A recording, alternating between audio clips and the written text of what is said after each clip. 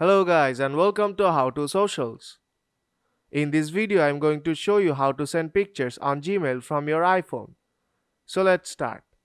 First open the Gmail app on your iPhone. Now tap on Compose on bottom right corner.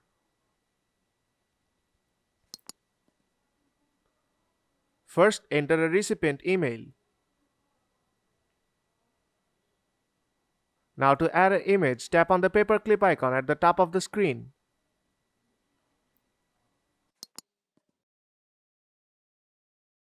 Now tap on Photos. Now select an image. And your image is now attached to the mail. Now tap on the blue arrow icon just beside the paperclip icon to send the mail. And that's how you can send images on Gmail from your iPhone. So if this video helped you out, then don't forget to leave a like.